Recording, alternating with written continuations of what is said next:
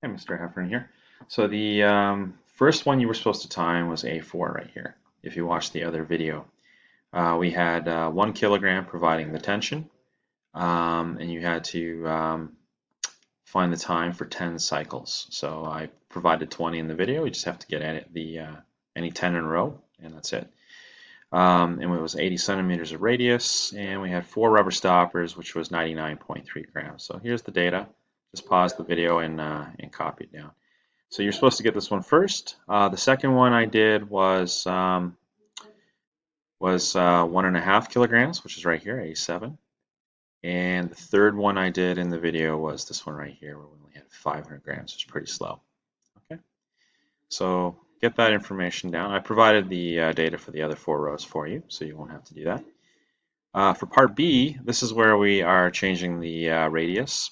So if you watch the video, we do one with 65 centimeters.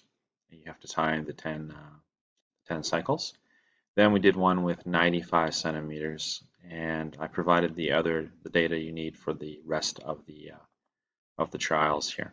Okay, so you pause the video again and record that information. Okay, finally, for the last thing we did was we varied the number of stoppers that we were twirling around. So it's once again 1 kilogram, providing the tension, 80 centimeters of radius, and we start off with 1 stopper, which was 31.9 grams. Then in the video, I ask you to record what happens with 2 stoppers, which is 49.5 grams. You have to convert this to kilos. So hopefully you get a time for this one here. And then I also had 6 stoppers in the video, which slowed it down a lot. And that was 158 grams, and you have to record the time. And then just pause the video and you can record the times for the rest of the other trials. Okay? And then we'll be graphing the information next. What you need to do is put all of your information into a spreadsheet, like this one here. And then we're going to record the information. So the first thing we need to do is, looking at the data chart, compare the tension force, which is right here, how that affects the period. So I'm going to calculate the period first. So I'm going to go equals the amount of time divided by my 10 cycles, and that will give me the period. Then I'm just going to copy that formula down for all 21 rows of data. Okay. Now I just want it to look the same. Since we're taking an average, we can add an extra decimal place, and there we go. So we got our periods. So the first thing I want to do is make a plot where it's time versus the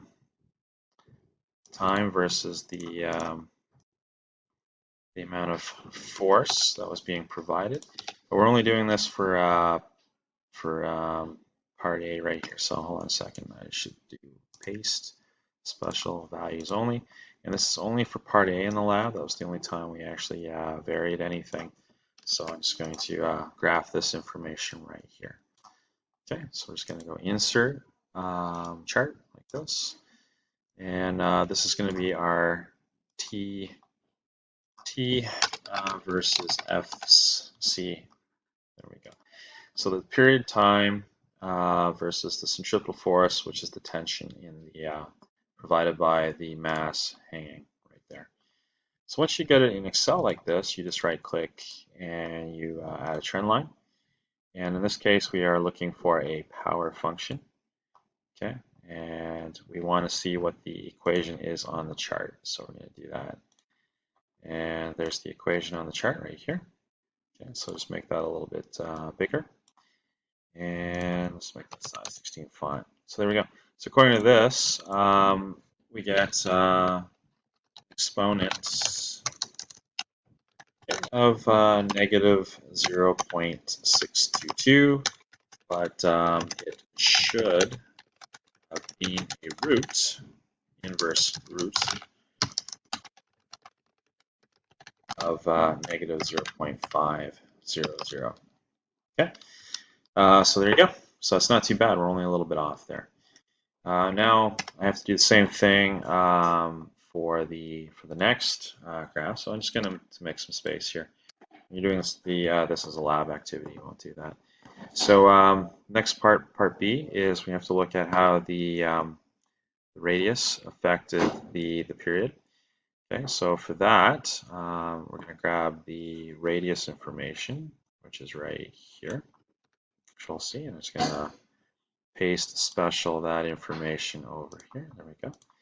Okay, and we need the periods that go with it, so I'm just going to pop them over there and paste special values as well. And so this is going to be the radius and the period, right? So see how that makes a graph. So I'm just going to highlight that information, go insert scatter plot, and then right click on that information and do the same thing, a power function, and add the equation to the chart.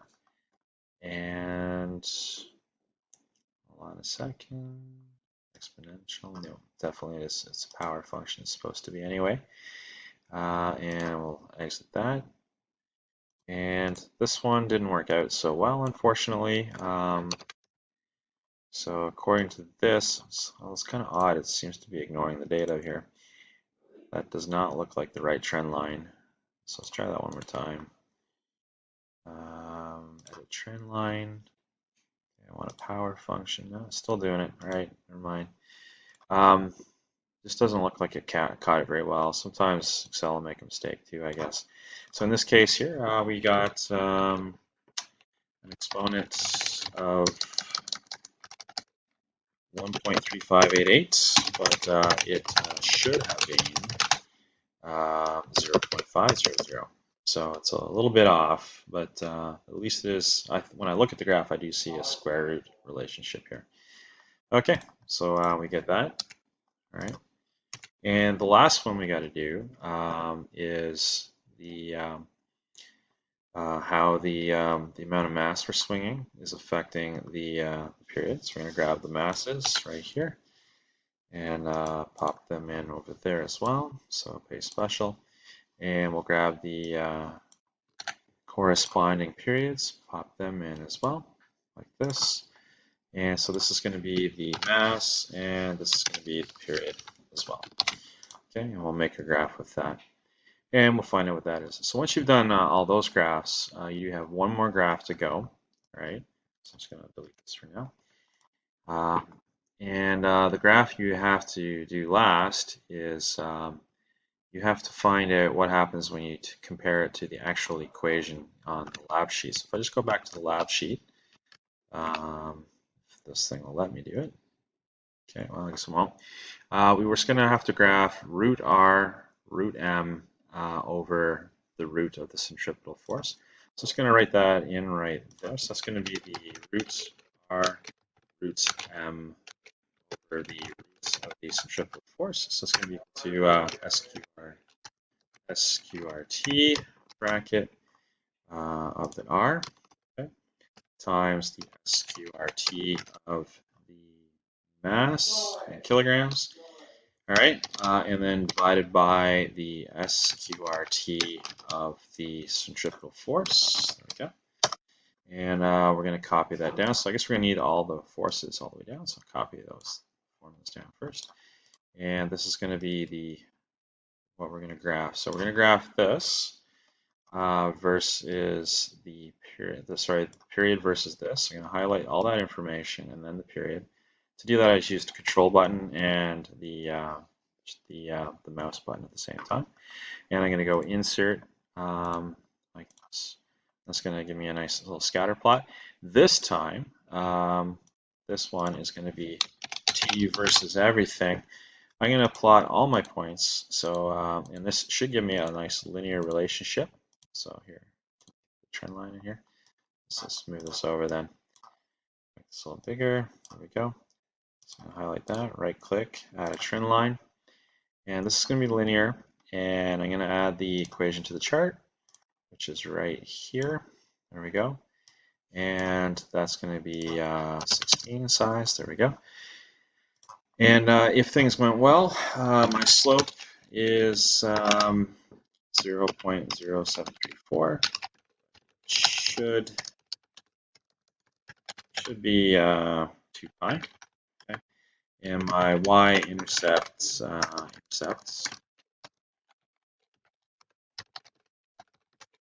should be 0, but I have 0.0305, which is almost 0.